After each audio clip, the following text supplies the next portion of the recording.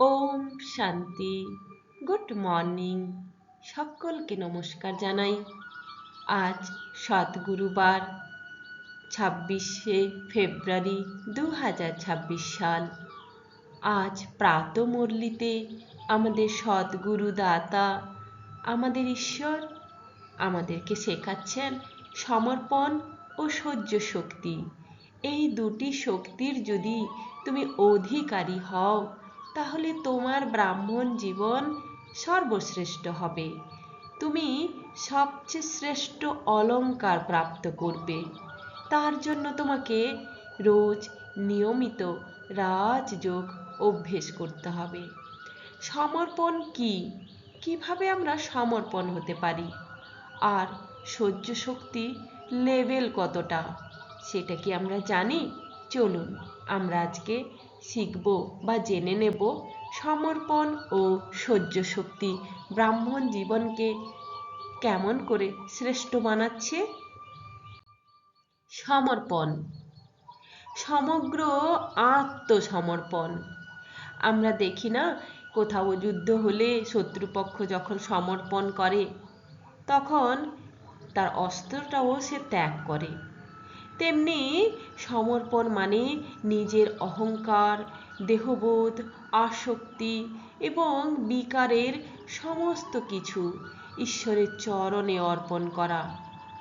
তাকে আমিটাকেও দিয়ে দেওয়া। আমি আর আমির মধ্যে নেই, আমি তুমি। আধ্যাত্মিক দৃষ্টিতে সমর্পণ মানে নিজের বুদ্ধি, মন, সংস্কারকে পরম পিতার নির্দেশে সঁপে দেওয়া।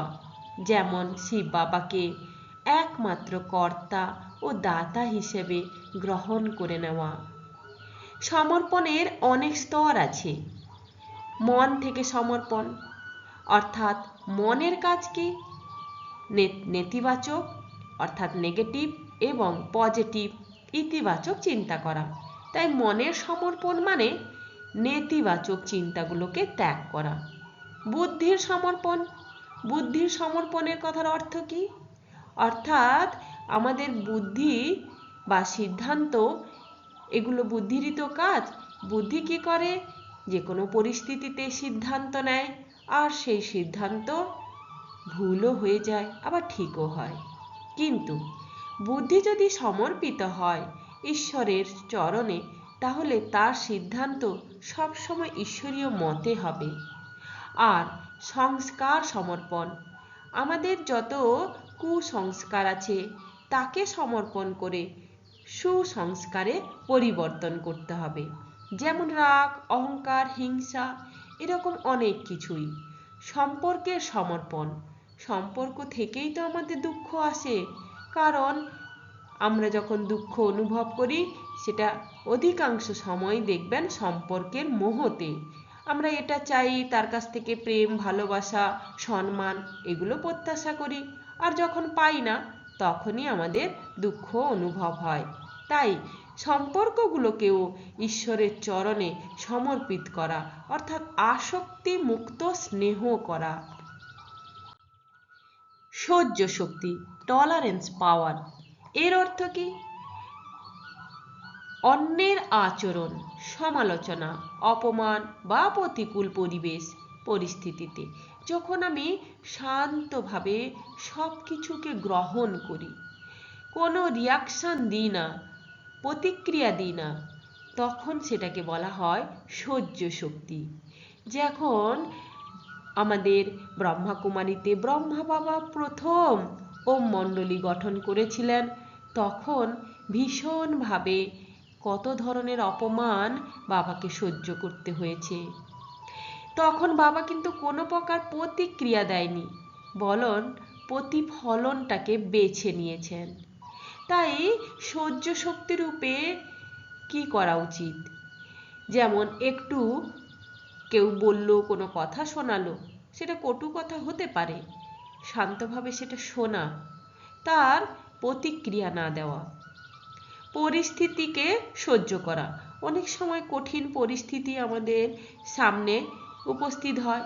যেমন সাধারণ পরিস্থিতি দেখুন, ট্রাফিক জ্যাম, বা আমরা কোথাও যাব, তার জন্য বাস, ট্রেন বা প্লেন লেট করছে। সংস্কার সহ্য করা, যত মানুষ আছে সবার ভিন্ন ভিন্ন সংস্কার, সেগুলোকে আমাদেরকে সহ্য করতে হবে, তবেই সহ্য শক্তি বৃদ্ধি পাবে। বিজ্ঞান কি বলে? বিজ্ঞান বলে, নিউরোসায়েন্সও একই কথা বলে, যখন কেউ আমির উপর গর্ব করে, আমিকে কর্তা ভাবে, তখন তার উচ্চতর সমর্পণের ভাব থাকে না, আর তখনই তার মস্তিষ্কে ট্রেস সেন্টার অ্যামান্ডেলা কি হয়, কার্য করে। তাই সমর্পণ ভাব যখন বৃদ্ধি পাবে, তখন এই ট্রেস সেন্টার অ্যামান্ডেলা সেটা শান্ত হয়। আর সেটা কিভাবে সম্ভব? নিয়মিত ধ্যান এবং ঈশ্বরের স্মরণ, অর্থাৎ জ্ঞান স্মরণ, ভালো চিন্তা করা, সব কিছু যখন বৃদ্ধি পাবে, তেমনি আমাদের মস্তিষ্কের সিদ্ধান্ত নেওয়ার ক্ষমতা, প্রিফ্রন্টাল কর্টেক্স অঞ্চল তত বেশি সক্রিয় হবে, নৈতিকতা, সংযম এগুলো বৃদ্ধি পাবে। সহ্য শক্তি মানে ইম্পালস কন্ট্রোল, অর্থাৎ আমাদের যে নিউরোপ্লাস্টিসিটি আছে সেটা বৃদ্ধি পাবে। যেমন একজন কর্মচারী অফিসে অপমানিত হলো, সে যদি তৎক্ষণাৎ রাগ প্রকাশ করে, প্রতিক্রিয়া করে, তখন কিন্তু সম্পর্কও খারাপ হবে আর তার উপরে স্ট্রেস কাজ করবে। আর সেই সময় সে যদি স্থির থাকে, তখন তার সম্পর্ক রক্ষা পায়, সে তখন নিজেকে তার সব জায়গা থেকে বাঁচিয়ে নিতে পারে। সমর্পণ ও সহ্য শক্তির মনস্তাত্ত্বিক 3টি স্তম্ভের গভীর বিশ্লেষণ। 3টি স্তম্ভ কি? প্রথম, ইমোশনাল রেগুলেশন। আমাদের ইমোশনগুলোই তো আমাদেরকে যত সমস্যায় ফেলে। সহ্য শক্তি যদি আমাদের বাড়ে, আমাদের সহ্য শক্তি বাড়লে আমরা প্রতিক্রিয়া কিন্তু কম করব, তাই আমাদের যে ইমোশনাল রেগুলেশন সেটা বাড়বে। আমরা যুক্ত এবং আবেগ এগুলোকে নিয়ন্ত্রণ করতে শিখব। যুক্তির দ্বারা, লজিক দ্বারা আমরা সব প্রশ্নের উত্তর দেব। আর উত্তেজনা কমবে, আমাদের শ্বাস প্রশ্বাস নিয়ন্ত্রণে থাকবে, আমাদের হরমোনের ব্যালেন্সও নিয়ন্ত্রণে থাকবে। তাই সমালোচনা কেউ করছে, কেউ অপমান করছে, একটু স্থির হয়ে ভাবা, আমার সহ্য ক্ষমতা কত দূর রয়েছে। যে সঙ্গে সঙ্গে রিয়াকশান দিচ্ছে মানে তার সহ্য শক্তি নেই। তাই ইমোশনাল রেগুলেশনকে যদি আপনি বাড়াতে চান, তাহলে নিয়মিত আপনাকে এর উপরে সাধনা করতে হবে। ইগো ডিসসলিউশন, ইগো বা অহংকারকে ধ্বংস করা। সমর্পণ এর মূল কেন্দ্র হলো কি জানেন? আমাদের অহংকার কেন্দ্রিকতাগুলোকে কমানো। সমর্পণ মানে আমার সমস্ত কিছুকে আমি এমন এক শক্তির কাছে বা সর্বশক্তিমানের কাছে দিয়েছি, যেখানে তিনি আমাকে যেভাবে চালাবেন আমি সেভাবেই চলবো, কারণ তিনি আমাদের সবার রক্ষাকর্তা। তাই আমাদেরকে রক্ষা করতে গেলে, নিজেদের চারদিকে প্রতিরক্ষার দেওয়ালকে বাড়াতে গেলে আমাদেরকে শিখতে হবে যে সমর্পণের শক্তি কিভাবে ব্যবহার করা যায়। যেমন আমরা যখন কাজ করি, তখন যদি আমরা ভাবি যে আমি কাজ করছি, আমার উপরে দায়িত্ব বা আমাকে এটা করতে হবে, তখন কিন্তু টেনশন আসে। আর যখন আপনি বলবেন ঈশ্বর সর্বশক্তিমান, তিনি কারাবান হার, তিনি করিয়ে নিচ্ছেন আর আমি করছি, আমি তার সেবক, তখন দেখবেন কাজ তো হচ্ছে এবং মনের যত সংঘর্ষ, যত সংলাপ, এগুলো সব দূর হয়ে যাচ্ছে। আর আপনার ভেতরে সহজেই এক সুন্দর সুন্দর দৃষ্টিভঙ্গি তৈরি হচ্ছে। মেন্টাল স্টেবিলিটি বিল্ডিং, মানসিক স্থিতিস্থাপকতার বৃদ্ধি। সহ্য শক্তি যত দীর্ঘমেয়াদী হবে, মানসিক শক্তিও কিন্তু বাড়ে। তাই বৈজ্ঞানিক ভাষায় বলা যায় যে মন যত বেশি শক্তিশালী হবে, তার সাফল্য তত বেশি বাড়তে থাকবে। চাপ, গ্রহণ, অভিযোজন এগুলোই আমাদের শক্তি বৃদ্ধি করে। বারবার ব্যর্থতার পরও চেষ্টা চালিয়ে যাওয়া, এটাই হলো মেন্টাল স্টেবিলিটি। সহ্য শক্তি মানুষকে ভাঙতে দেয় না, বরং মানুষকে পরিপূর্ণ করে গড়ে তোলে। এই উপরে যে আমরা তিনটে পদ্ধতির কথা আলোচনা করলাম, সেই তিনটে পদ্ধতির মধ্যে সহ্য শক্তি, সমর্পণ শক্তি, এই দুটো শক্তি যখন মিলে যায় না, তখন আমাদের স্থিতিস্থাপকতা বাড়তে থাকে আর মন শান্ত হয়। তার জন্য আপনাকে ধাপে ধাপে কাজ করতে হবে। আপনাকে আপনার সহ্য শক্তিটা প্রথমে বাড়াতে হবে। সহ্য শক্তি বাড়াতে গেলে কি করতে হবে?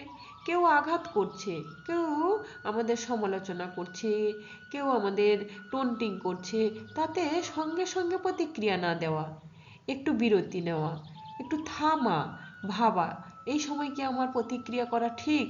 আর প্রতিক্রিয়া যদি করব, কি ভাষায় করব, কোন শব্দ ব্যবহার করব? তখন একটু থেমে গিয়ে সেই সব শব্দগুলোকে চয়ন করা দরকার, যেগুলো কিন্তু আমার ক্ষতি করবে না বা অপরের ক্ষতি করবে না। এরপর সমর্পণ কি করে? আমাদের অহংকার হ্রাস করে। তাই আমি কেন সহ্য করব, এই প্রশ্নতে কিন্তু অহংকার এসে যায়। সমর্পণ শেখায় সব কিছু ভালোর জন্য হয়, কোনো পরিস্থিতি, কোনো ব্যক্তি আমার নিয়ন্ত্রণে নয়। তাই আমার চারদিকে এক প্রতিরক্ষামূলক মনোভাব বাড়তে থাকে।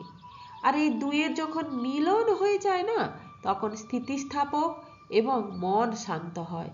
সহ্য শক্তি মনকে স্থির রাখে, সমর্পণ হৃদয়কে নম্র করে। ফলে দুটোর সমন্বয়ে মানসিক ভারসাম্য, গভীর আত্মবিশ্বাস, দীর্ঘস্থায়ী শান্তি এবং সম্পর্কের সৌন্দর্য বৃদ্ধি পায়। সমর্পিত হৃদয় মানে কি জানেন? অন্তরের বিশুদ্ধতা। তাই তো ঈশ্বর বলেন, সমর্পণে মানে নিজের অহংকারকে ছেড়ে দেওয়া। সমর্পণ হৃদয়ের বৈশিষ্ট্য হলো গ্রহণযোগ্যতা তার কাছে বাড়তে থাকে, কৃতজ্ঞতা থাকে, ক্ষমাশীলতা থাকে, নম্রতা থাকে। সমর্পিত মানুষ পরিস্থিতিকে প্রতিপক্ষভাবে ভাবে না, সে বরং এটা শিক্ষা নেয় যে কোনো পরিস্থিতি সেটা বদলে যায়, ফলে আমি বদলাবো না। আমি এই পরিস্থিতিতে যদি আমি রিয়াকশান দিই বা খারাপ কিছু করি, সেটা কিন্তু থেকে যাবে। তাই পরিস্থিতি চলে যাক, আমি কিন্তু শান্ত থাকব। অটল মন, এই স্থিরতার শক্তি কিন্তু বাড়তে থাকে। আপনার মন অটল হবে, যাকে বলা হয় স্টেবিল মাইন্ড হবে। ফলে আত্মনিয়ন্ত্রণ, ধৈর্য, স্থিতিস্থাপকতা, পরিষ্কার চিন্তা করা, এইগুলো ক্ষমতা বাড়তে থাকবে। আর এগুলোই তো আমরা সবাই চাই। সমর্পণ তাহলে কি হলো? হৃদয়ের নম্রতা, অহংকার হ্রাস, গ্রহণযোগ্যতা, আধ্যাত্মিক উন্মুক্ততার এক প্রতীক। আর সহ্য হচ্ছে কি? মনের দৃঢ়তা, আবেগ নিয়ন্ত্রণ, স্থিতিস্থাপকতা, মানসিক শক্তির এক ভাণ্ডার গড়ে ওঠে। সমর্পণ ও সহ্য শক্তির ফলাফল কি জানেন? সমর্পিত বুদ্ধি ও সহনশীল স্বভাবই ব্রাহ্মণ জীবনের অলংকার। টাইটেলে ছিল না ব্রাহ্মণ জীবনের অলংকার? তাই সমর্পণ আপনার বুদ্ধিকে পরিষ্কার করে, শ্রীমতে চলার জন্য আপনাকে আপনার বুদ্ধি সহযোগিতা করে, অহংকার হ্রাস করে, ঈশ্বরীয় সুরক্ষা প্রদান করে, যাকে বলে তুমি বাবার ছত্রছায়ায় আছো। সহজ পুরুষার্থী হয়ে যায়। সমর্পণ করতে না শিখলে আমাদের কিন্তু পরিশ্রম করতে হবে। সমর্পণ করলে কোনো পরিশ্রম থাকবে না, তখন সেটা সহজ হয়ে যাবে। প্রাপ্তির গতি বৃদ্ধি পায়। আমরা যা প্রাপ্ত করতে চাইছি সেইটাই আমাদের কাছে দ্রুততার সঙ্গে আসে। সমর্পণ আত্মারাই দ্রুত ফরিস্তার স্থিতি লাভ করে। আর সহ্য শক্তি কি করে? সংঘর্ষমূলক জীবনকে কমায়।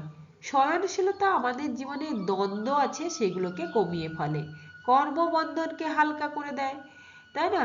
শান্ত শক্তির বৃদ্ধি করে। শান্তি এটা তো আমরা সবাই চাই, কিন্তু আসবে কি করে যদি সহ্য শক্তি না থাকে? আত্মা স্থির হয়, শক্তিশালী হয়, সম্পর্কের মধ্যে পবিত্রতা আসে, এবং সর্বোপরি আমরা তো বিজয় চাই।